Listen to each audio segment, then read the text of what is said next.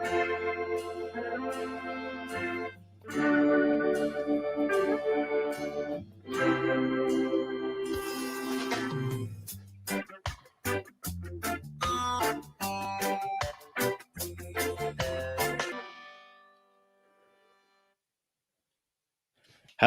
and welcome. We are live again. Welcome to the fourth episode now of I Journeys. I'm your host, Borja Gutierrez. Great to have you with us again today. Excited to have with us a very interesting guest joining us today from Dhaka, Bangladesh. A friend of mine who is, I think, an incredible person, but also, an accomplished professional. He currently serves as the CEO and managing director of Green Delta Capital, and he has a wealth of experience over 18 years in structuring all kinds of deals, bringing together capital from both foreign as well as local sources for development-related projects. So most recently, and we'll talk about this, signed a solar deal, but a high and very broad level of experience across different asset classes, and also experience not only in Bangladesh as an expert on the market in Bangladesh, but also having been active across South Asian markets, and somebody who really, I think, has a lot to say on many issues. So I don't want to make this introduction too long. I want to dive straight into the topic and introducing. As always, I do want to remind you that you can feel free to submit your questions. If you have any questions along the way, we'll try to make this a dynamic conversation. But yes, with us today, Rafiqul Islam, a great friend, personal friend, as I say, of mine, and somebody who I'm very excited to speak with today.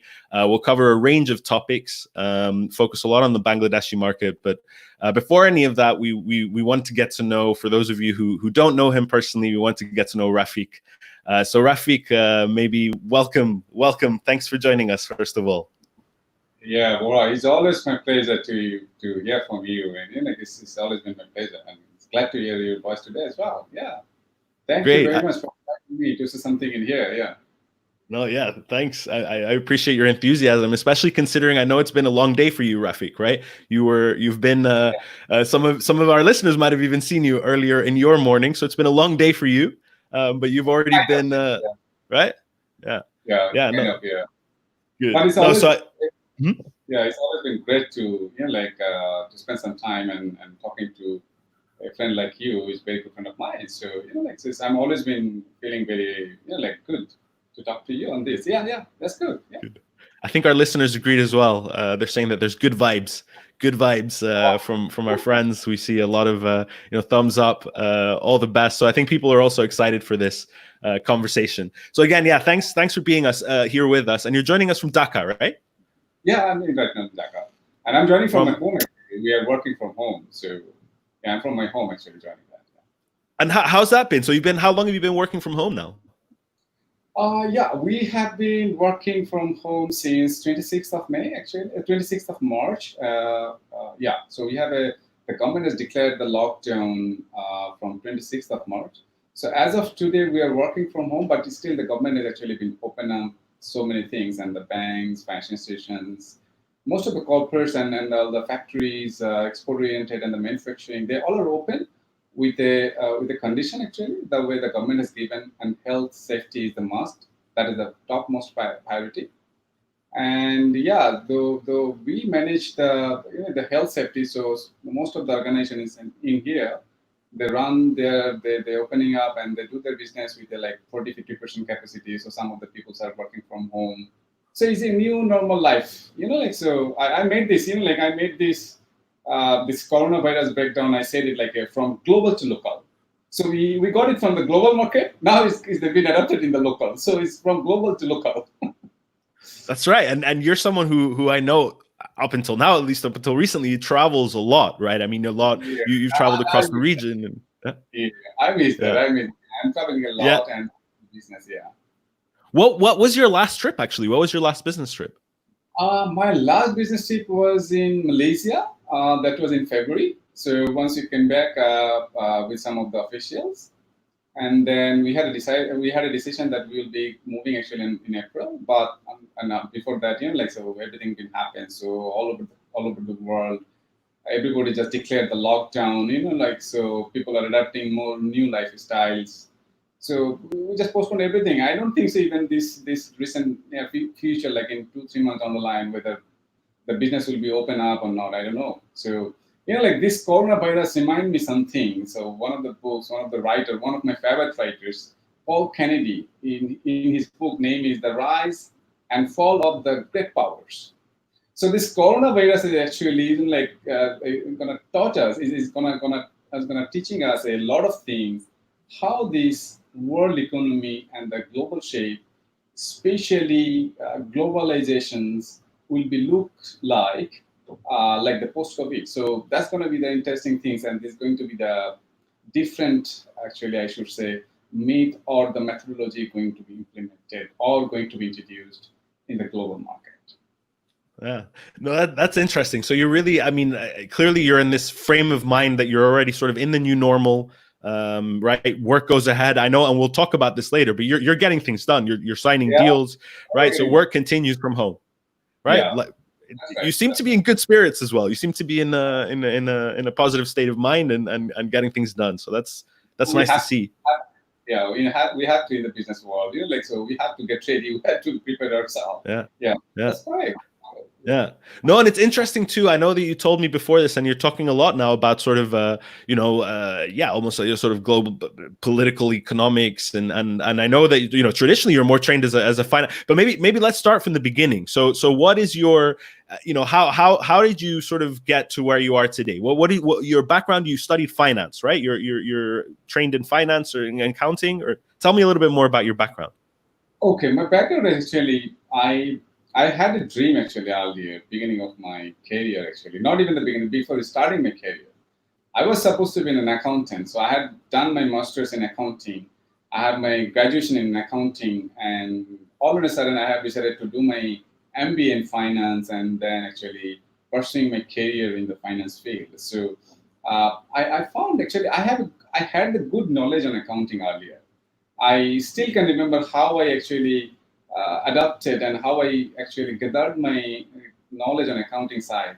So once upon a day, I actually realized that accounting is not my food, and I think I can do much better in the finance. So I moved on the finance, and I started. I worked 6 months in my early career in accounting, and after that, I never worked in accounting at all.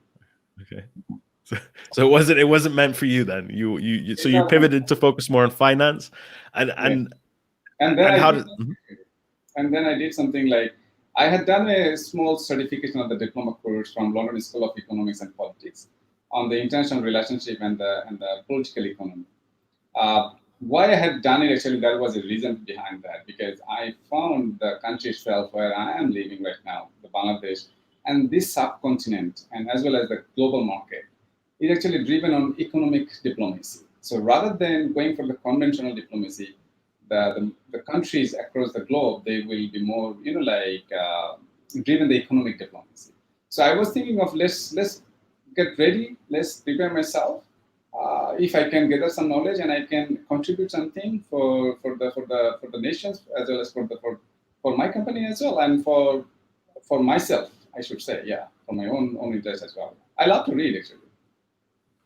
Yeah, no, clearly you're a well-read, so that's why I find you very interesting because I always, when I first sort of, came across your profile and started getting to know you, I'd imagined you'd be a sort of traditional finance person, but you're very philosophical and you have very interesting views also. And I want to talk a little bit more about also your views and your sort of visionary sort of your vision of the future because I think you have some interesting views and I'm curious to hear more about that. But so so you start sort of doing accounting, but you've worked you seem to have a very strong focus on sustainability and you're doing projects around green energy and you talk a lot about development. I know you've also worked in BRAC, right? You also were doing investing Yeah, with BRAC. that's right. So tell me a little bit more about your interest in this sort of sustainable movement and what that means to you. There's a very interesting part I should say. The sustainability is a buzzword right now. I think is in the global market. across the globe. But the sustainability before that, we have to remind one thing. We have to consider the qualitative judgment rather than the quantitative growth or quantitative judgment, where we're going to see like the emerging market or even the, some of the developing markets, they always emphasize on the GDP growth, how they can increase the, the GDP per capita income for the people. But I kind of consider more of a qualitative judgment rather than quantitative judgment, because qualitative judgment is bringing you the quality which is ending with the inclusive growth. So if we can make sure there is an inclusive growth, and if we can introduce that pattern actually, then we may be able to achieve the sustainability. So in regard to sustainability, I have a one simple example. If we can take take a pick of one chair, there is like four legs. So if we can break one leg, it's not a sustainable at all. So the sustainability makes each and every sectors. I think it has to be it has to like the balancing methodology, I should say, like the financially, economically, environmentally, social sustainability is very important. So I kind of emphasize more of a qualitative judgment and the inclusive growthness whenever we are talking about the sustainability. And of course, without the sustainability, nothing can go no longer. That I should say. Yeah, interesting. So where does that bring you to focus on then, as sort of in your daily work and in Green Delta? What are some of the sectors that you're most focusing on? Yeah, like we focus few things on the currently. Before I should say we have to segregate the few things on the pre-COVID and the post-COVID. So we have found that the business and the community will be changed post-COVID effect once the COVID and everything will be over.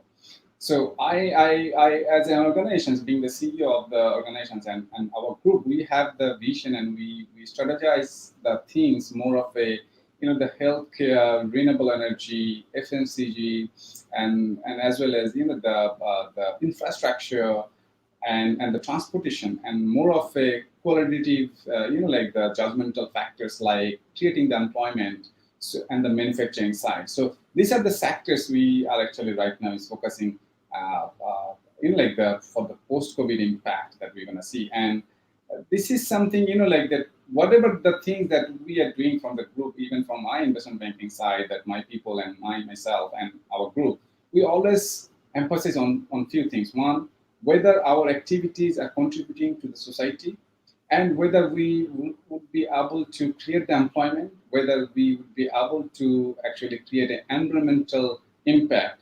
Of course, there is an acceptable financial return. We have to see that, because without acceptable financial returns, nothing going to be actually will happen, because nothing is free in this world. Even the lunch is not a free, So on a commercial point of view, it has to be an acceptable return modality, and we have to focus all this environmental and social impact, so that we can create a real impact to the nations, or where the economy that we are working, or wherever the private sector or even the other sectors are working, they can create a real impact on those. Mm-hmm, mm-hmm.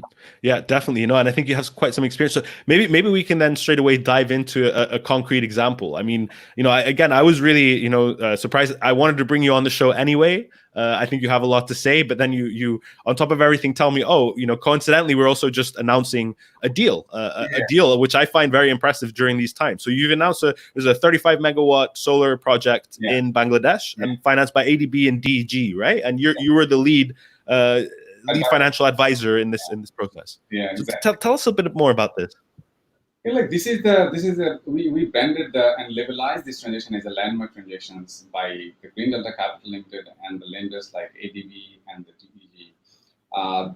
The reason behind that, this is the first solar power project in Bangladesh where the multilateral development agencies and the DFIs like DEG has actually contributed, and they have made a investment. So this is the first investment made by the multilateral agency and the DFIs in the solar renewable energy in Bangladesh market for the private sector.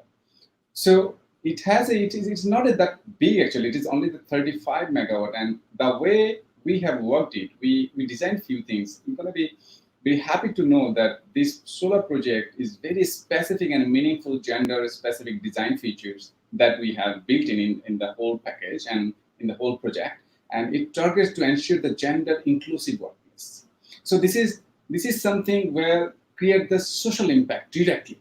And at the same time, if we look into the environmental side, how is going to be contributed to the nations? It's not only the nations, I should say, it's a more of a region, it's more of towards the world as well. How the country like Bangladesh can contribute by implementing or by introducing the more renewable solar projects or more or clean energy projects in Bangladesh market.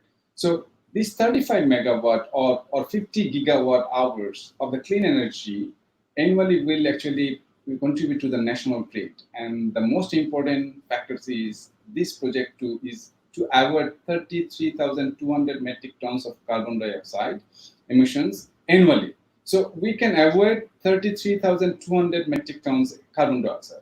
So we can actually avoid those things. So this is directly create a massive impact in the environmental side. And at the same time, whenever we took this project and the moment we have closed it, we have found a lot of the private sector entrepreneurs, the government sectors, even the global market investors. We got a huge congratulations, and we got a letters, we got a text, and we got a lot of emails from the across the subcontinental areas, and as well as from Bangladeshi entrepreneurs. So this investment, I should say, and this project is actually unlocking the whole FDI or the investment opportunities for the private sector to access the global capital and from the global market, I should say. And I have a though this is a landmark transactions, we say this is a different one. This is a very unique, but still I have a different perception towards the DFIs and the multilateral agencies, because it's a very simple way. Post COVID, everybody has to come more of a the aggressive way, I should say. So the way we Mm-hmm. look at the world before the COVID, the world may not be the same after the COVID. So that might be a different world. That might be a different risk ball game. That might be a different dimension. Mm-hmm. So that has to be in a different way, and it has to create a balancing between the private sectors as well as the DFIs and the multilateral agencies who are targeting to support the private sector across the globe. Absolutely. No, and this is very interesting, and it's also coinciding with some of the questions that I'm seeing coming in. And I think this is a topic that I want to deconstruct a little bit more, right? Because we started talking about your concrete project, and now you're also talking more concretely then about the role of DFIs. Just quickly, before we touch upon that further, one of the things you mentioned early on, which I found interesting, you mentioned that your project is quite unique in the gender element of it. I was just wondering if you could elaborate on that. How is your solar project sort of what measures are you taking to be able to benefit on a gender impact? Okay, gender impact on the other side, that I should say. The globally we have seen, and if you look at the history of the global women empowerment, and it's also been the part of the, I should say, part of a the UN mandate as well, to implement the SDGs by 2030. So whenever we talk about the gender equality, or whenever we say the gender specific features, designing features, we say that actually to employ the men and women both together, because we cannot differentiate. We cannot make anything in a different way. So we have to give the equal rights and equal working environment for the male and female. So we ensure that the sponsor and the project owners, they must have to employ the men and women equally to contribute in the socially, and to contribute in their life as well. So it's not only that they're gonna employ only as a free. We have a lot of qualified people. We have a lot of qualified women. We have a lot of qualified men. So it has to be create a blending, the approach, so that they can employ the more of a women empowerment. They're creating this Mm-hmm. the society more open kind of things, and it has to be equal. It's not like that. It's a DNA balancing. I should say it's a more of a DNA balancing rather than saying the male dominated kind of thing. So Mm-hmm. yeah, this is the thing that we have done it in over there. Yeah. No, that's great to have that as an implemented part of your project. So I'm glad that you're to see that's happening. I'm seeing with some of the questions coming in that definitely, and I think towards the end of your discussion, you were starting to talk about this. The role of investors working together. One of these questions, I'm curious. We talked about this earlier in preparation for this call. Post COVID, what types of changes should investors expect in terms of financial results? Is it business as usual, or can we see some changes? What do you think? Definitely it's a sector specific, I should say. If we look at the healthcare sector and the FMCG sector, they may not have the same facility, the same financial results like the others, like the manufacturing or any other sectors, those who have the different segments. So it's really in a nutshell, I should say most of the companies will see the more of a negative impact on their financial results and the financial returns as well. And I should say it's more of a temporary, it's not a permanent kind of things. It's like a 1 year or 1.5 year kind of impact for any companies, for all any sectors. But I should say more of a healthcare and the FMCG sectors will not get that kind of impact, because this COVID is actually giving the opportunities to the healthcare sectors to make more money, I should say. And at the same time, why I'm talking about the FMCG, because we have to live, so we have to eat. So whenever we need to eat, we need to buy something, and the way is actually it has been delivered, I should say, the supply chain disruption. I'm not talking about the global supply chain disruption. This is something different that we can talk about that. But the domestic supply chain disruptions, I mean the way the countries like Bangladesh and the South Asian region are used to get the things from the store or anything. So they introduce more modern things, more digital, to introduce the more digital infrastructure. I mean the e-commerce. So the delivery channels are coming up through the e-commerce, and the delivery channels are giving the more flexible lifestyle for the people in here during this COVID. So these three segments may not have that actually kind of impact, but other than most of the sectors will get a huge impact, I should say, and the result will not be the same in any way. So what about and what about, for example, if we talk about solar as an example, maybe just to add, because some of us don't know this, but Ras is the code name of Gajanan Joshi, which was my first guest, who's also a solar project developer, very active across the region, based in India. So he was asking in this question specifically also with regards to solar. So I'm curious, for example, with this new project and others that you might do you see any changes to the financial returns of solar projects in Bangladesh or other markets? I don't see that the result will be the changes, the post-COVID for the solar.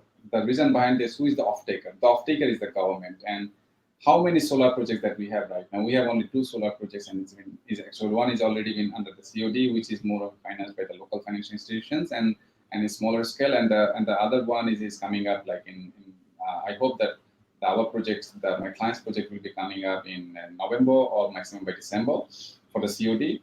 So whatever the projects are actually been implemented, or whatever the projects already got the LOI or the draft PPA from the government of Bangladesh, they will not get a lot of changes, or they will not get the reflection in the financial return, whatever they are actually used to see that. But for the future one, it is my perception is there might have a changes in the tariff level. The reason behind that, once the government is giving the opportunity, and if the sector is very trust, and whether government is more of a emphasis and putting the huge importance to develop the power sector. So in 12 years back, we had the same kind of trust. The government is giving whatever the tariff people are asking, and if the private sector is saying that I can implement the solar power projects in like 1 or 2 months, or even 6-7 months, or even a year, I'm going to give you the solar power project or the conventional power project. So we all had actually conventional power projects. So quick, including the quick rental that time. So they overcome all these things, and we already have a huge capacity. We already have a more than 90%, I should say, access to the electricity in the country, and so many projects, power projects are actually under the construction. So even including the nuclear power plant that is coming up by 2022 actually, or 2023, if I'm not wrong.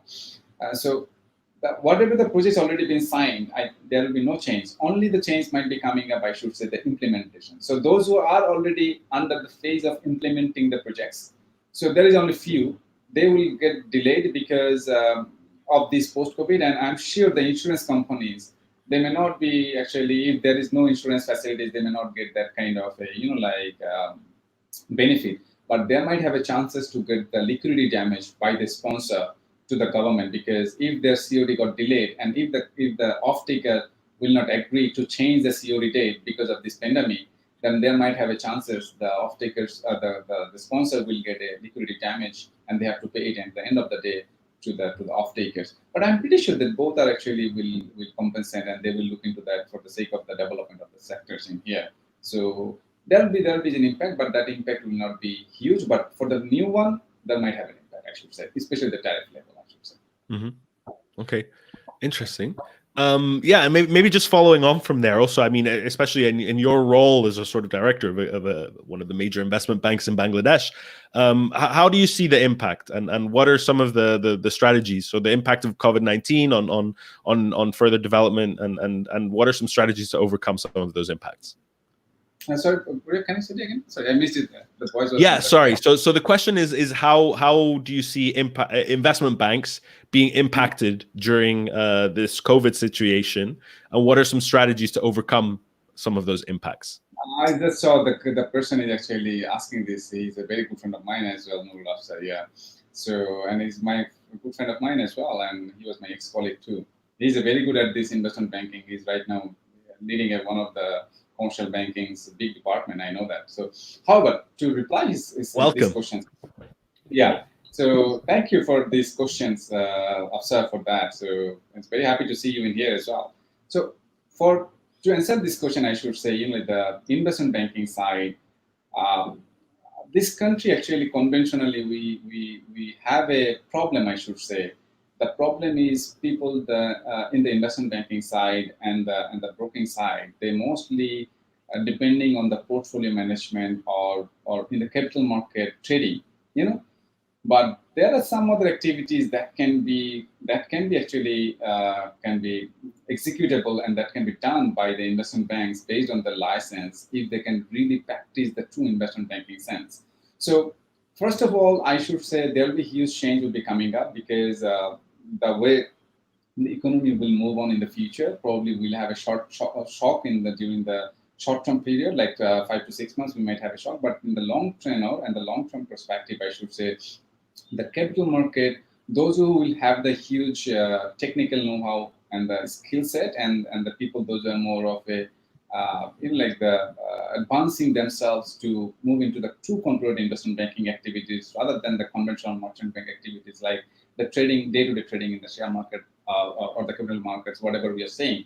If they can avoid it, if they can actually make a balance between the true investment banking activities and the portfolio trading, or the whatever the say we are saying that it has, or the conventional merchant banking, if they can make a balance, then they will survive. But obviously there will be huge change will be coming up post after the COVID.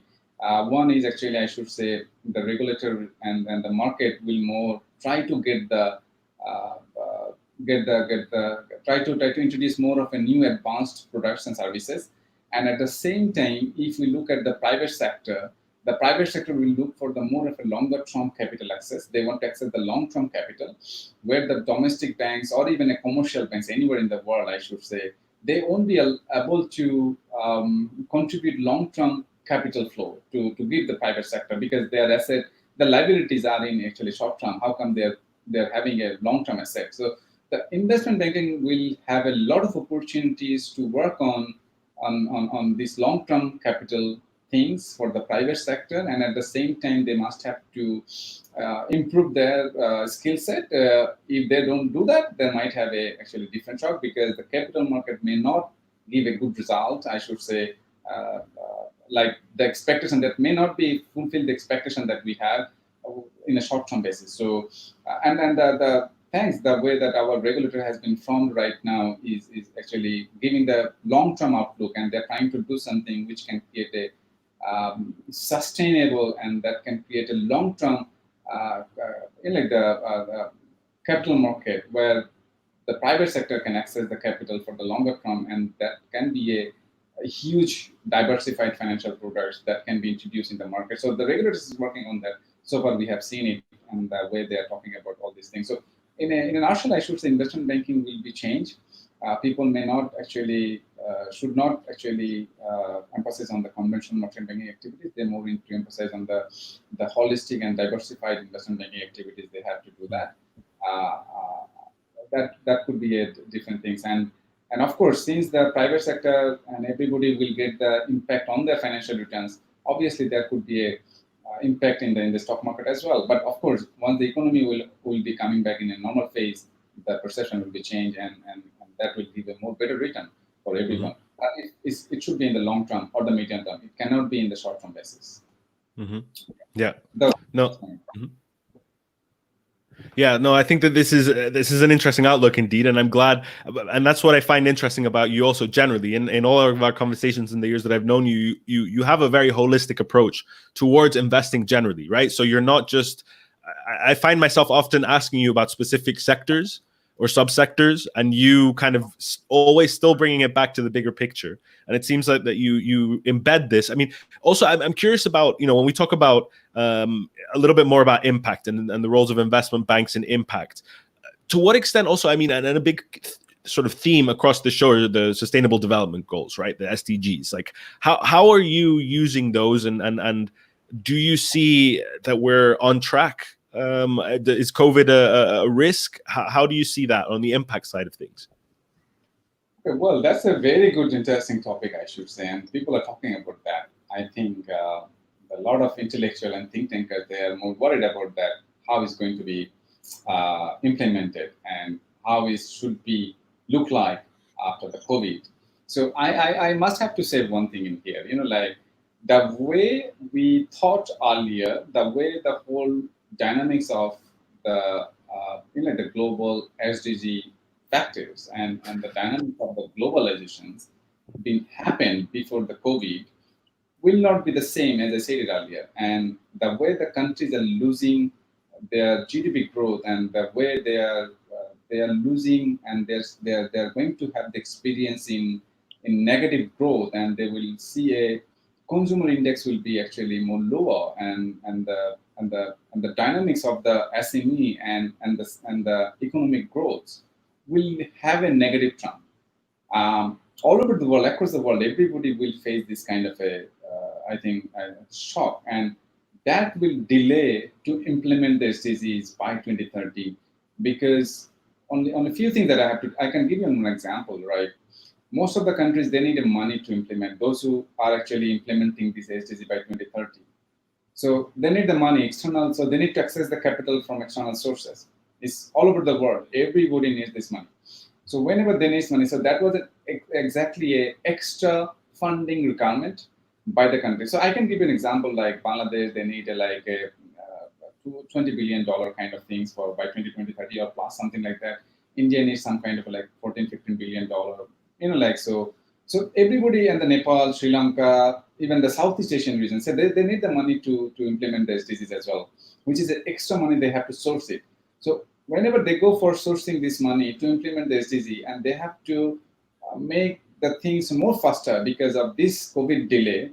If they want to implement the SDG by 2030, then they have to access the finance from the global market. And whenever they go for access the finance from the global market, there will be a huge problem, because all over the world, everybody, it's not only the Bangladesh or even South Asian economies or even not even Southeast economies, it's all over the world. Every government has declared the stimulus package during this pandemic to restore their economy, to get the phase back in their economy how it was earlier. The problem is that everybody needs money because they declared the stimulus package. So you declare the incentive for the private sector. How are you going to get that? It's not as simple that I'm going to print the money and then I'm going to supply it back to all these stakeholders. They're going to be happy with the money. It's not like that. It is something different in the economic cycle. So that must have to come through either a debt format. And there are some countries, they might go for the printing the currency, but if the countries will go for the printing the currency, there might have a risk of inflation. We have a lot of examples, those who have the bigger inflation. So if you look at the North Americans, or other countries like Venezuela and Bolivia and other countries, even the Zimbabwe, so all these countries are actually facing the problem for the inflation. So it will not be easy. The economies like emerging market or even the Asian economies like the developing countries, I Hmm. should say, it's not being easy to print the money. So they need to access the finance. Then the government needs to borrow the money. So Yeah. they might have options from the domestic source or from the global source. So if there is another risk, if they will go for access the finance from the domestic source, then domestic private sector investment will be down. Yeah. Will have a will not have the good growth for the Mhm. private sector in that sense, I should say. And the global capital market, whenever or global finance, whenever the government wants to access it, it's not easy because everybody is looking for the money. All the countries. Yeah. So I should say, I can tell you right now that there will be a less probability that every country will achieve SDG by 2030 due to this COVID, this recession, this COVID, the coronavirus breakdown bring the recession in most of the countries, in so many countries right now. So it will not be easy to Mm. overcome the recession and to go implement for extra things. So Yeah. I think there might have a delay to implement the SDG by 2030, Yeah. and definitely there is a lot of learned people and the think tanks are actually sitting all over the globe. They might have come up with a different idea. Mhm. Absolutely. Well, and I don't know if there's a consensus on this. It seems like there's so many factors, undefined factors. So, I mean, no one's an expert in all these different elements that are needed to make such predictions. So, I also understand why you're, a bit hesitant. Yeah, no, I'm curious then, though. But so, if I understand you correctly, it sounds like what you're saying is that the biggest barrier towards reaching these SDGs is unlocking the financing for it, right? That is the barrier. That is Or, one of the barrier. That's the Mhm. biggest barrier, I should say. Mhm. And Okay. also there is another barrier that I should have to tell you right now. The technicality is high because we don't know how the global shape will be actually look like after the COVID. Whether it will be more of a like the populism, it will be more the dynamics of the globalization will be more interconnected, or it will be less interconnected. We already saw we already experienced, we have seen it, right? The most of the countries, every countries, they stop their most of the countries actually, I should say, yeah, they stop the international flights. So they're putting the restriction on the international flights. It means it's showing the barrier for the global connectedness. So the global dynamics of the global dynamics may be changed. So it's not that every country will have the adequate knowledge or the technical know-how to implement everything. So it's a global village. Yeah, we have to Mm. share the things to implement and to realize and to get the return out of that. But that I said it to you from global to local. Yeah. So we have to see how the things are coming up. Yeah. But that absolutely, and that interlinkage between global and local seems very important, right? Like the handover. So you're saying then pretty much that probably the biggest barrier is financing and being able to attract that capital from either or local or international sources, but also the technical knowledge. So let's talk about the financing side first, right? Because I think this is where also a lot of your expertise and the work that you do comes in, right? Like you're an expert in sort of bringing together through different types of financial instruments, capital from both international and local sources, public, private, and trying to make that work into either a project or a specific vehicle. So tell me a little bit more. What types of financial instruments, and this is actually also a question, follow-up question, what types of investments can you bring in? Like what types of financial instruments are you now using and looking forward, what types of financial instruments do you see as most popular? Like I kind of thanks for the question. That again, the question is coming up, which is a very crucial. I think it's very important to know most of the people like us, and of course it has to be recognized and acknowledged by the policymakers. It's very important for them as well to acknowledge it. The final diversification of the financial instruments is a very important right now. So I kind of think of a different angle, like rather than leveraging the funding commitment, can we do a the non-funded commitment? So I'm saying like the countries like Bangladesh or South Asian economies or even the Southeast Asian economies or even other economies, they can go for a like the debt recovery or the post-COVID recovery note debt note issuance. So that could be another instrument, is a paper-based instrument. So they can issue a debt recovery note or I should say the post-pandemic kind of a whatever the name they want to give it. So they can say for infra debt recovery or debt issuance. So they can issue the note And if they can issue that note, that can be coming up on a different way, I should say, like that can be given, a guarantee can be given by the government itself, that default guarantee. Say, for example, if a private sector actually raising the funds for the infrastructure projects of the government and other private sector infrastructure projects, but they need to get the funds, say, for example, $2-3 billion. So where this project funding will be going there? This project funding will be going to the investments in the infrastructure side, as well as whatever the sectors is going to be mandated. They can put the money, but the fact is actually that whenever a financial institutions going to raise the money, they need a kind of a guarantee, fallback guarantee. I mean, so the government or the multilateral agencies, they love to give this in like the guarantee product. So I'm rather than giving the money or the loan to you, I'm giving you a guarantee, which is a, like a 50%, 25%, or even 80%, or whatever the percentage is coming up. A default guarantee will be given to the investor. So the government is a contingent liability. So I don't need to, need to give the money, or I don't need to print the money, or I don't need to extend the facilities. So rather than coming up with the innovative products like note issuance, which is backed by a, I should say, a guarantee, a default guarantee, it's not 100%, it's like 50% or something like that. And given these things to a proven fund managers or even financial institutions who can do that, so they can put the money on those segments and they can distribute the return after that. And at the same time, it has a benefit actually. It doesn't need to blend the funding commitment. It's need a non-funded commitment. So I mean, it's a guarantee kind of things. And at the same time, I should say, uh, every economy is SME is a biggest engine. I know that there are some DFIs. They have a guarantee product for the for the SMEs, so they can give the guarantee to the financial institutions, and of course their fees is very high, I should say, and then the banks can lend to the SMEs, and if there is any default, they can get the money back from the guarantor, and at the same time. The Bangladesh government actually, the SME is the biggest things in this country. We are pioneer, and we have proven that the country itself, the Bangladesh itself, is proven that track record that we can make the change, we can bring the growth in the SME. So this things is an example in the world as well. So our SME is actually is the biggest engine for the economy. So now the central bank is coming up to boost up the funding to the SMEs. They're coming up with a guarantee kind of a products for the banks, for the financial institutions who are lending to the SMEs. So they or any other thing, so they can get the risk can be mitigated accordingly.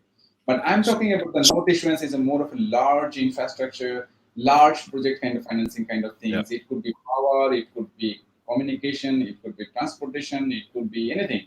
So that note issuance can be coming up with a guarantee commitment kind of things, where you don't need to put your money from your pocket on the table. That here is the money I'm giving it to you. So you need to give a guarantee kind of thing. So Yeah. it has to be like I should say it has to be like from the government or a triple A rating or double A rating or A minus A rating companies or World Bank, ADBs. This kind of the multilateral development agencies that they love to give this kind of a guarantee. I should say, and the government is also doing it. Yeah. Yeah. So is the government? Would you say when we talk about Bangladesh concretely, would you say that the Bangladesh government is open? Are they doing these types of issuances? Do you see that happening moving forward? We don't know whether it's going to be moving in or not, but we as an institutions we are coming with that kind of an idea. We have shared this with some of the regulators, some of the private sector people, that whether we can do that or not, because this kind of a product that we need the commitment or the guarantee from the multilateral GFIs, development financial institutions, as well as the government. So where we are targeting to boost up the government infra side as well as private sector infra side, those who are actually taking this, especially the PP, private-public partnerships deals and something like that. So we are trying to do that. Let's see how it's moving on. And the central bank in Bangladesh, they come up with the guarantee for the SMEs for the financial institutions. So that's already been started. That they are coming up with that. So they already start dialogue. They come up with the regulations for the stakeholders comment so that they can come up with the regulations. So that hasn't been happening. So, but our one is a more of a long term. Is a very like 20, 15, 20 years kind of things, and giving a more huge impact, and it's more of a large scale kind of thing. That we are trying to do something. Yeah. And do you think, and this is also a question that I wanted to ask, but is also coming in from the audience from Saifuddin, also joining us from Bangladesh. Do you say overall that the Bangladesh government is in line with the SDG implementation, or are they committed to it? I realize it's difficult not just for Bangladesh, for many countries in these circumstances. But do you feel they're committed? I can tell you before the post-COVID, whatever the things that we have seen, the government of Bangladesh is very much committed, and they really want to do that. Because we set an example for the MDGs, like the Millennium Development Goals. So we were the pioneer. The country itself was a pioneer. So the government have a huge vision, and the government has a huge commitment before the COVID to come up with to implement the SDGs by 2030, and before even the 2030. But the fact, like this COVID-19 is not the things is actually that we used to deal. This is the first time everybody is dealing with that. Here the question is coming to save the life first, and then rest we can look into that. So the people's life is very important. So the government is putting the emphasis to save the life first, then come up with other things. So I'm pretty sure, much sure the government is committed to implement that. Yeah, I'm pretty sure that. Yeah. Excellent. And also talking a little bit about the types of financing. There was also a question here that came in, which I think is quite interesting on equity financing, and whether you think that equity financing could be a better option or a good option for Bangladeshi entrepreneurs rather than debt financing. How do you sort of see this?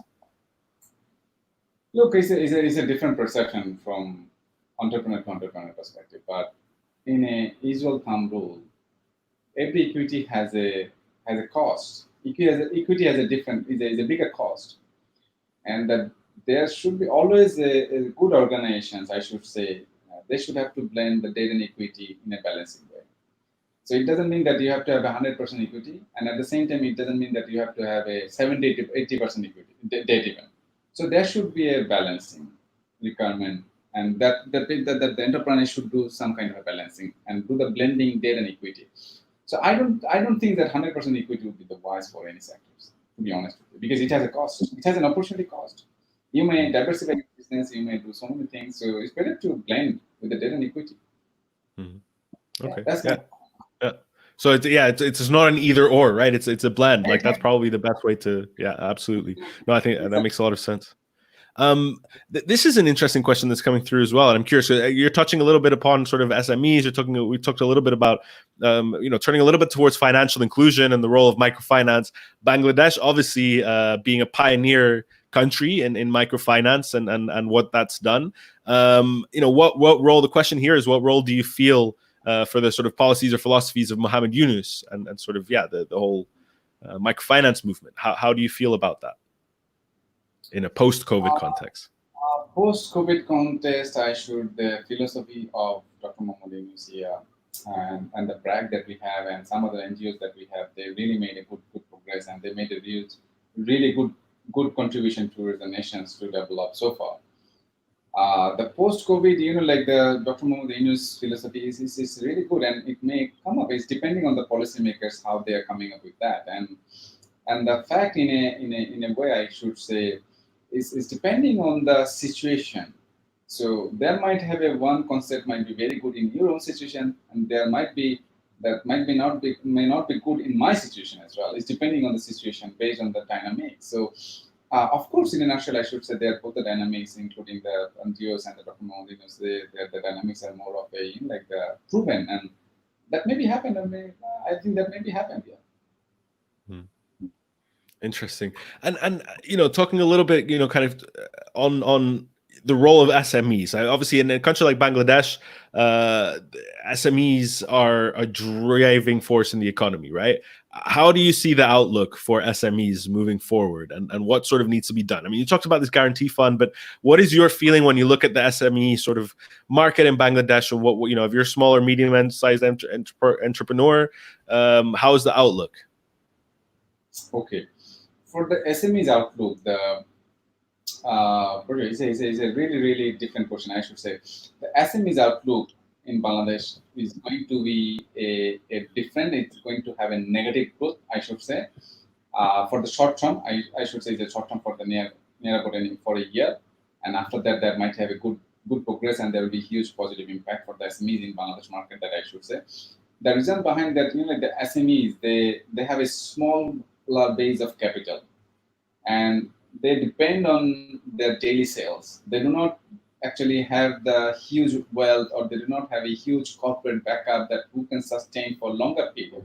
So all these SMEs are actually creating the employment in a smaller scale and a cluster basis, I should say, and they depend on the daily sales or daily revenue or their daily business, I should say.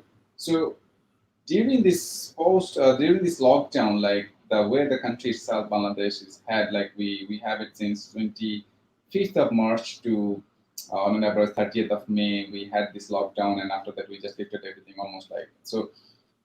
So the SMEs will get a hit, and that will have a negative impact for very shorter term, like 6 to 1 month, 6 months to 1 year. But most of the financial institutions, they may not get the hit. The reason behind that, financial institutions are securing their assets with the insurance companies. So my parent company is the largest AAA rated insurance company in the country, and our balance sheet size is very big. So we know the facts actually. Most of the financial institutions, they insured their SME book with the insurance companies. So the insurance companies will make get some kind of experience on this. But at the same time, I should say, if the banks and the financial institutions, they really take care of their SME clients, their clients will come back. So the SMEs may suffer, I should say, 6 months to 1 year, but after 1 year, the SME will come back as it was earlier. That I'm sure pretty about that, because the people we have in here, the most beautiful part of this country is the people. The dynamics of the people, trust me, is a totally different. This country is amazing in terms of the people's dynamic. It's a totally different thing. So the SME, they will come back. Definitely, they will come back. So long That's good. term, my perception is very positive outlook. Long term, shorter term, there might be impact. It's not only Bangladesh, it's everywhere. It's not only Yeah. Bangladesh. No, of course, that's the thing. It's not unique. You're right. It's absolutely probably not unique to Bangladesh. I mean, it's a tough situation to be in, but I guess especially if I'm not mistaken, Bangladesh has quite a high level of employment coming from the SME sector, right? So Yeah, it yeah. seems. Like why I'm saying it to you, that there is an option actually. Like if we really see the dynamics of the Bangladesh economy, the most of the people are actually living in the rural areas. So metropolitan areas are not that very high. So if we look into the Dhaka city or the commercial city like Chittagong and other big cities, there is not much people are actually been there. It's more of a like the floating people, I should say. Is it like they are working hard, they're doing it, and like it's kind of a different class. So the real people, the real heroes are actually, I should say, are living in the rural areas. They are the people, those who keep alive the whole economic engine in the country of the country. So, if you look into the agri, like this country is so fertile, and this country is cultivated within a small country. We have a very small land. Like so, we are not that big country like some other countries in some other in our neighboring country as well. They are very big, not as a size. I'm saying as a size, not on that. So the country's land and the agri, we are self sufficient, and we don't need to rely for our food from anyone or for import even. So to some extent, we do some export as well. We have a good fishing, so we are the fourth or third largest fish producing country in the world. We are the actually I think this time fifth or fourth largest country in terms of the paddy and for the rice actually. So and we have the fruits. We are the probably for few of the fruits we are the second or first largest country in the world as well. So so the economy of the rural sectors are very strong. So here is a one more dynamics is in here that peoples like Bangladeshis or this subcontinent I should say, they're not living with the credit. They're living with the savings and spend the money from the savings rather than spend the money from the credit. So this is a the different segment kind of thing. So this is actually a segment where the economy is keeping the economy is very strong. So the economy is very strong, I should say, in terms of like this all these dynamics, macro and microeconomical fundamentals, and the perception probably the branding may not be in a different way, but at the same time, if we look at the growth that we had, first 9 months we had a very impressive growth in the country. So far the government probably declared 5% plus GDP growth. This year we have it during the COVID as well. But I think it's a 4 to 5% we'll have a growth. No one can make it actually during I, this. I should yeah. say so. We have a projection to make it even more than 8% plus for the next year, which is a different kind of thing. So which will accelerate the whole things and the economy will turn into more way. So I think yeah, the whole economical factors and the SMEs will have a good factors. Mhm. Okay, so again, and you keep coming back to this, which is good. But clearly, what you're kind of, it seems, foreseeing in many of these sectors, and generally in the whole investment space, is a bit of a dip, shorter, medium term. It's a little bit more murky, and we can expect maybe some lower returns, and some of the weaker ones without good cash reserves might suffer more. But the longer term outlook is very positive, right? And those who are able to use this time also to you talked about this early in our conversation, those who are able to build up knowledge, right, using this time also to expand on their knowledge. And actually one of those things, and I think leads to one of the questions as well, which is in here, I'm curious also, when we sort of look, and you started talking about the subcontinent, right, and some of these cultural factors.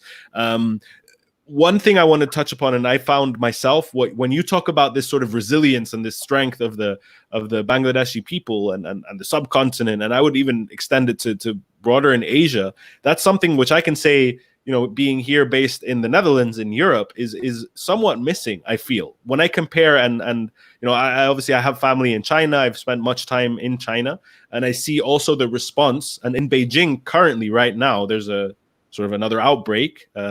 Which is right in the region where my in-laws are and my family is in South Beijing. And you see that, it's a very different response to what you're seeing in a country like, let's say, Sweden, or here, the worries in Europe. There, people seem to take it with quite a bit of calm.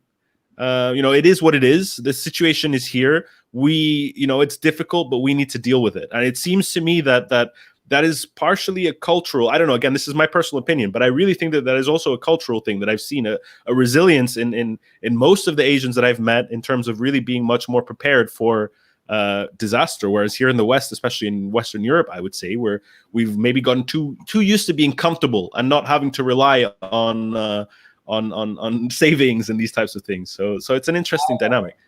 I have a different perception, I should Yeah, say. let me know. My perception is more of a philosophical kind of things. Okay. Like the human beings are always being actually ready. So human beings can adopt anything and everything. It's depending on how they are habituated or how they are actually getting it. So I'm not differentiate even the Europe, US, Asia, or anywhere. I'm saying the human being. So we are one class of people in all over the world. That is a human being. So human being by nature, by creation, is actually very, very fast and very quick learner to adapt anything and everything, and given any scenario.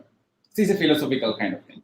So if we go moving from the philosophical to the realistic kind of things, yeah. If historically, if we see like the region like Europe or other Western countries, so they were more stronger and more different, and than even the Asian.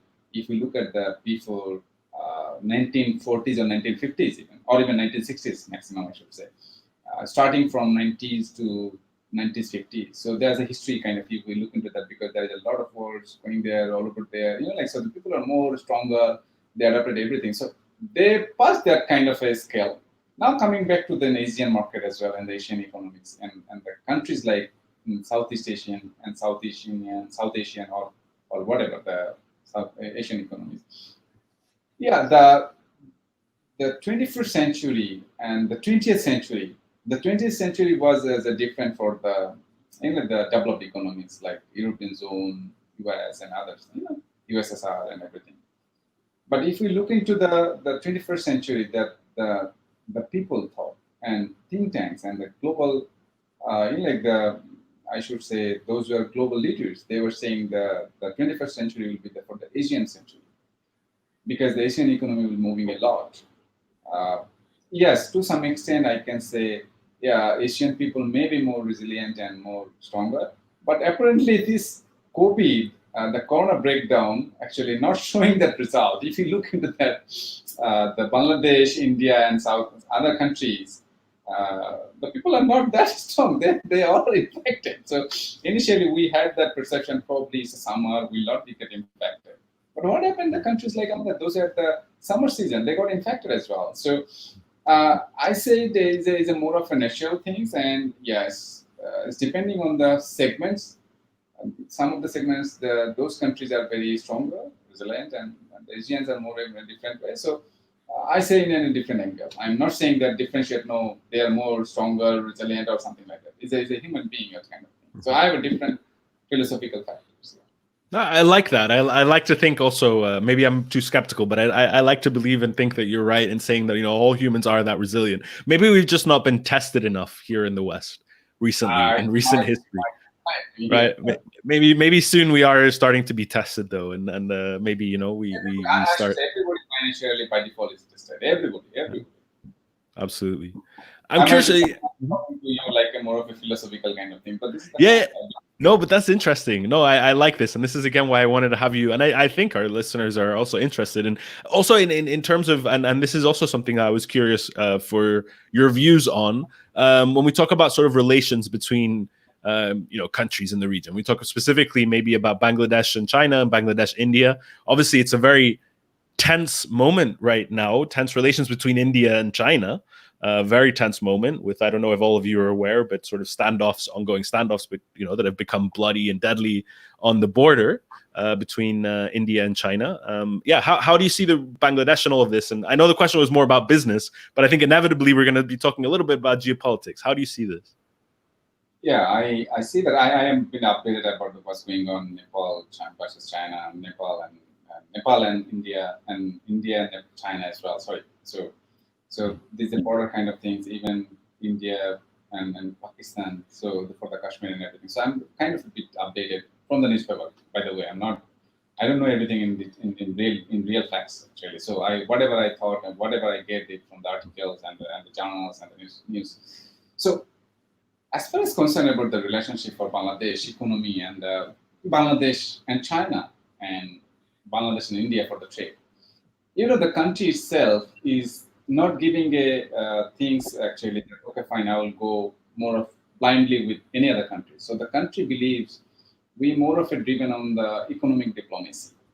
And in economic diplomacy and then the trade and then the commerce is most important factors for any country. I think every country will realize it. So it is not a specific on a country basis. It's more of a basis of the business because the question came as a business. So it always belongs to the business. It's not all about the China, India, China, Bangladesh. It's not more about China, Bangladesh, India.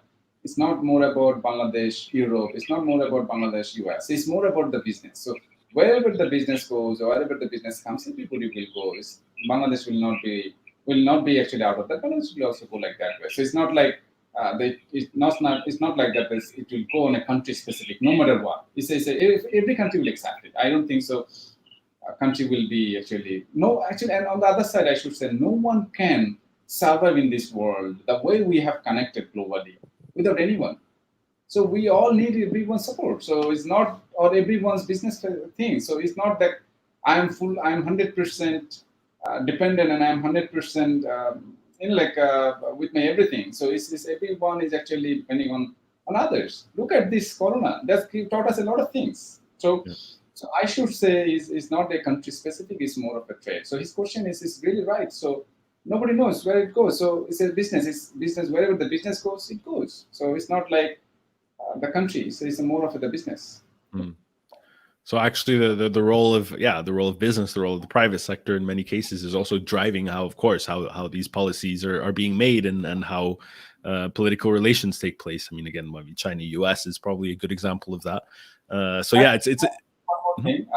Historically, we have a very good relationship with India for our war in 1971. So India is a good friend of ours, as a real good friend of ours. And at the same time, China is also a good friend of ours because China is also our trading partner and they have a lot of investments in Bangladesh market for the development. And India has also the investment as well. But both the countries is our friend. So friends, we believe in actually friendship. We don't believe in in a different angle. We believe as a country and the people itself, they believe is a friendship because there's a lot of people are actually traveling towards India from Bangladesh and China as well. So it means actually we have a historical tie-up, that's true, within India. That's a different one. We all know that about this. And at the same time, the China is also our very good friend of ours in terms of the investment. So they are our trading partner, they are our business partner.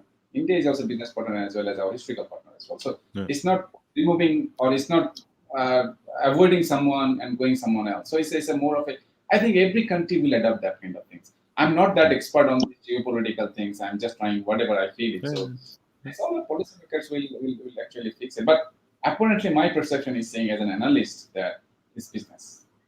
We do business, we live in business, everybody will live in business, nothing else. No, absolutely. No, and I think again, even all, I think that every sort of bilateral sort of relationship shows this over and over again. That even though there may be political tensions, in the end, business seems to drive the major. It seems to be the major driver in terms of how we have to make certain relationships. Now, and it's interesting. Of course, Bangladesh is in an interesting position, of course, in the region where I think, indeed, trying to develop or actively having friendly relationships with other superpowers or other countries and neighbors. So I think, it's an interesting role that the Bangladesh can also play in being that sort of bridge in many ways, right? I think that there's a good opportunity for Bangladesh to be a bridge. Yeah, that's true. So that Bangladesh can make a bridge actually and can play an instrumental role on that as well. Yeah. That's okay. Yeah. Okay, I think maybe there's one topic that I sort of wanted to end with, maybe, and before we close off, I wanted to get your role on sort of, again, sort of when we talk about moving forward. I know we've been talking a lot about the future and the future outlook, but you mentioned the importance of having people, having well-defined roles, right? All these different stakeholders need to come together. If there's any chance of us reaching our SDGs, right, there's different roles for different people. So maybe I'm curious to hear from you talked about, for example, the role of multilaterals, the roles of government also in issuing, for example, guarantees. That could be a major driver. How do you see the roles of your traditional sort of development banks, your impact investors? How can they help a country like Bangladesh now? The development financial institutions, GFIs, and the impact fund managers or impact investors, they must, I should say one thing, they must right now, after the COVID or this post-COVID, whatever we're saying it, they must have to be more, little bit aggressive. They must have to come forward and they must have to look into that the way they thought the risk could be 100% or even a maximum mitigated by implementing different tools. So they should have to kind of, I should say, they should come up with a more of an aggressive way, and they have to even ignore some kind of ignorable factors for the developing economies like Bangladesh or any other emerging market like Bangladesh, I should say. So the DFIs needs to actually come up and look forward more of an, I should say, they need to be aggressive on that, and they cannot avoid or they cannot think that they're going to average the 100% or 90% or whatever the percentage they think the risk can be mitigated, because the risk cannot be zero. There is a risk everywhere in the world. So the risk factors, they can be mitigated like in the other way. So they have to come up with a different shape. So earlier the DFIs or the global funders, impact funders, they might thought that, okay, fine, we'll be coming up in that way. Now they have to think actually in a different angle. And if really they wanted to truly create the impact from their investments on the markets where they want to invest, I should say. So there should have to a clear picture. I should have to say that they might have to come up with a kind of an aggressive way. They cannot say, okay, fine, I need to mitigate 100% risk factors. Without that, and this is the biggest risk, this is the medium-term risk, this is a red flag, this is a yellow flag, I cannot do that. So they have to come up with some kind of a different mentality. Otherwise, I don't think so. Post-COVID, the deals may not fly in a very inclusive or in a very large scale, I should say. And they need to come forward, because they are the people, they are the investors class who's are really creating the impact, because they really do care the impact. So since they do really care about the impact, so they really wanted to emphasize on the impact assessment and impact creation with an acceptable return, not a big return. Because of course, none of the financial institutions or even a DFIs, whatever the business we are saying, they will Mhm. not come as free. So they, if they're, that if that that the return will not be greater than their cost of capital, or if the return is not their acceptable return, they will not come anywhere. So at the same time, if there is no market, there is no DFIs, and if Yeah. there is market, there is other financial institutions or any other institutions will be coming up. So they have to come up with a different view, I should say. This is my perception, I should say. Yeah. No, I find that really interesting, and I think I don't know. I've on a personal level, I've always felt that the role of DFIs, and again, they are committed to making impact, but on a personal level, I've always felt like that they could be taking a little bit more of a risk than they do currently, right? Before pre-COVID Yeah, already, that they could maybe use their capital as a way to de-risk others, and sometimes yeah, maybe, and I understand it, right? They want to make an acceptable return, and I think that that's but what is acceptable? And I understand they want to reduce their risk, but as well, they're development finance institutions, so it should yeah. be in their also DNA to also be a little bit. So it's an interesting one, and I do think I don't know. I'm confident. I'm quite confident that this shakeup, this global shakeup, could be a catalyst that could sort of force. It almost seems to me like DFIs have had a too many opportunities in recent. There's too many of people like you, Rafiq, who come to them with very good propositions, who are able to take a project, right, which isn't quite there, and help structure the financing. I think that's there. There's quite a few people, and maybe those number of opportunities is reducing. I get the sense, right, that number, that at least the risk is increased. So you have to be a little bit. So I like this. I like your call to action. Be a bit more aggressive. Come forward. Don't just sort of sit back and wait. Yeah, I agree. So I hope that this message rings loud and clear. And actually, that's on this point. And I don't know if I have. I don't think I've even told you, Rafiq. But on Friday, we, as part of the Asia Financial Institutions Forum thing, we're having an interview with Linda. Linda Yeah, Bruckhauser, Chief Investment Officer of FMO. So this is actually a topic that we hope to discuss with her as well, and really get to see how does an institution like FMO view its role moving forward, because I think it's interesting, and I think it's important, and not just calling out the DFIs, right? Like maybe we can call out the sort of the MIVs or other impact investors, which are also are needed. Yeah, we I think the world needs them, and they can play a strong role. And I also go back to your earlier point, Rafiq, which I think is very good on the role of guarantees, the role that multilaterals, the roles that governments can play in issuing guarantees. so it's kind of a paper actually that is a debt notes actually. So you are issuing the debt notes or whatever this you can say the bond or whatever. It's a kind of a debt notes you can issue, and then it's backed by a guarantee where the commitment is a guarantee from the anyone actually. So it might be a triple rated institutions or double rated institutions, global rated, or a multilateral development financial institutions or multilateral DFIs like ADB, World Bank, Mega, whatever, AIB as well, and the government itself. So it's a kind of a guarantee products on a certain percentage. It's not all about 100%. Where the specific fund will be actually invested on a specific purpose through a SPV, special purpose vehicle, Mm-hmm. and and then actually whatever the returns will come, and the returns can be actually distributed towards the investors as well, and the investors will feel kind of a confidence that might have a I should say reduce the risk factors to have that kind of a I should say the guarantee kind of things. Yeah. Mm-hmm.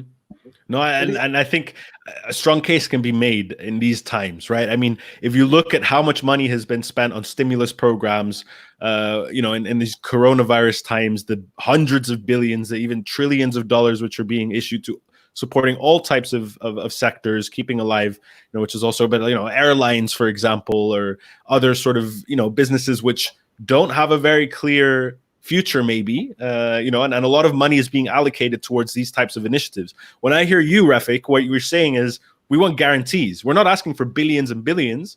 We, as investors, as people who are investing in this, what we need are just guarantees. We're quite confident, but yeah, we like to reduce our risk somehow. And even you didn't even ask for full guarantees, right? You were saying 58%, 80%. So if I hear that it's such a reasonable request compared to the billions and billions that other sectors are asking just to stay alive, and it's yeah. It's the investments that people will actually give the money. It's not the government or anyone. So it's a public. So access the funds from the public in a massive scale, and as well as from the global market. So anybody can do that. Even any countries can do that as well. So it's not like that Bangladesh can do that, or any country actually can do that. This is kind of a good protection. It happened in 20 years back in a very limited scale, I should say, in some of the Southeast Asian markets, like if I can recall, it's in Thailand. It's a very limited scale, so it's not very popular kind of thing because it's a different and to cover the only the special actually situations like the coronavirus things like this pandemic, so that economy will come back in a normal shape. So that any disrupted the whole world actually been disrupted, especially in regard to the supply chain. So supply chain, the moment actually supply chain has been disrupted and it's been showing a different knowledge. We might have a different perception, but of course, if we look into that on a business perspective, this is a something the business community always look for their profit. So wherever they feel and they find better options, better opportunities, better facilities, they'll move on. So it's not like that. I, being a country, can make myself a manufacturing hub for the world. Is a business community.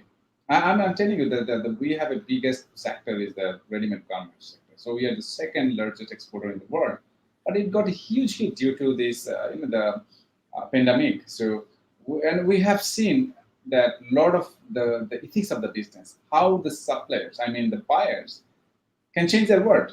This is not an example of a good business actually. So the total ballgame will be changed actually. Still, there's a long way to go. I should say, still 2-3 months we need to see how this the coronavirus pandemic will go move on across the globe, and then we can actually find something. So I think still we need 1 or 2 more months to assess the thing. So Yeah. and I hope in the meantime the people will be used to with this lifestyle. Oh, I think Well, already people. yeah. No, exactly. I think no, you're right. I think it's almost it has sort of become and for better or worse a sort of new normal. People are in the pace. I mean, I've been just in the show in the last couple of weeks. I've been speaking to people in Kampala, in Dhaka, in Mumbai, in the Netherlands, and you get a sense already that people are moving on. And yes, it's impacting all of our work, but we make do with what we have. And but that's why it's so interesting to speak to you, Rafik. I think your whole outlook, your whole you're also again, it's really inspiring to see you closing deals during this time. We need more of these stories. We need more examples that it is possible even in these times. And yeah, again, it's really impressive that you managed to bring also the investors that you did. It's very it's no easy feat. So it's good to see these signs of progress. Yeah, it's not easy fit. I agree with you. And thanks to the ADB and the TG, the way they have supported us as well.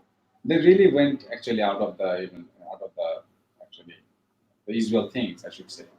So that was actually a good deal, and we are really thankful to the both the TFIs and the ADB as well. So this is also the good partner of Bangladesh economy. At the same time, ADB is a good partner of Bangladesh economy. So it's historically they both are actually very good partners of Bangladesh economy. So they come up with that. So we are really extended our thanks to them. They have supported us and all of the economy as well. Yeah. So this is just a beginning, and a lot of deals are coming up. And I can tell you one thing: where Bangladesh will produce the business opportunity and the growth for in next 10 years will have a different phase, I can tell you, because the economy has been in the the whole ballgame of the economic development, and definitely the coronavirus will actually help us to incorporate more of a qualitative development. So it will be a lot of things will be coming from Bangladesh market. I can tell you, because the way that country is moving and the way the policymakers are making the policy for the business, this is really, really good for the economy as well. So I believe this Bangladesh will produce many more examples, and it will create and it will set an example that yes, we can make a change, we can make it again. So thank you, Bora, for No, thank all you. the Thank time you you. spent. No, yeah, thank you. And actually, I want to also end like and I think that this is a great sort of quote to end with. Smart man, great negotiator, future leader, financial market. I would almost go as far as saying, you're also current leader in the financial market. No, so I think it's really it's hitting home also with our audience. I think it's very interesting. I really appreciate you sharing your views. Definitely, I want to continue to stay informed, because I get the feeling that there's some projects brewing, some new investments coming in place that you can't quite yet talk about, but hope to hear when those are coming to fruition. But no, Indeed. I really appreciate you taking the time. I also appreciate it's your evening. You've been in calls, and you're a popular man. The media is now calling you as well. So I hope you can finally have some rest after this long day. And yeah, I hope to welcome you again, maybe on a future edition to discuss more. And of course, we'll continue to stay in touch. Thank you, Raj. I just want to tell you one more secret that I Sure. believe personally. Yeah. I believe in my philosophy, in my life philosophy, that if you can make something, why can't I? So if anybody can make it, I can make it. So I believe nothing is impossible. So if we really put our effort and the dedication and make the strategy accordingly. So we are trying, that's all. And my organization, the Green Data Group itself, and my Green Data Capital, we are literally, like whatever we do, we think it like 2 steps ahead, or even sometimes 10 steps ahead. That way the people are thinking of. So yeah, this is a kind of we adopted the whole philosophy toward the organizations, so that people can grow up and then people can have it and they can believe it as well, and we can create the impact. Yeah. So thank you, Bora, for your all the support, and thanks to see, like for all this initiative that you have taken, and I'm really really impressed to see you these initiatives, and yeah, that's good friend like you are always been motivating me and inspiring me in the global level. Yeah. No, same here. And I think you closed with such a nice statement. And that's what I like about you. This sort of, yeah, just drive and belief. It's also very inspiring for me. And that's, I think, why I do these calls more than anything, just to our listeners. So, this is just a big selfish thing to be inspired by great speakers. So thanks again, Rafiq, for always delivering and making me feel fired up. So yeah, really, thank you so much. And I hope to be in contact with you very soon. And And I wish you good best of luck with the Linda, the next week episode, and I'll definitely watch it, and I love to listen her, like a comment, and I'd love to see you. The critical question is that you always ask everyone, and really, really very happy to see you today. So, friend like you, always been I'm very happy with that. Yeah, thank you, bro. thanks, Rafiq. Thank you. And with that, we have episode 4 of I&I Journeys in the books. Very interesting episode, I found. Great man. I really, really enjoy always speaking with Rafiq. He's to me, very visionary person. Indeed, I appreciate also from our listeners that you hopefully enjoyed this conversation. And thank you, as always, for your questions. Very inspiring. Next week, I'll actually be taking a break for 1 week. So we'll be having 1 week break in our programming. But I&I Journeys will be back again in 2 Wednesdays. And I will let you know more on the guest, because I have a list, and I have a few people that I'm asking, a few people that I have pending. And as always, feel free to submit your suggestions. So thank you once again for joining, and very much look forward to see you next week or in 2 weeks on the next episode of I&I Journeys. Thank you, and see you next time.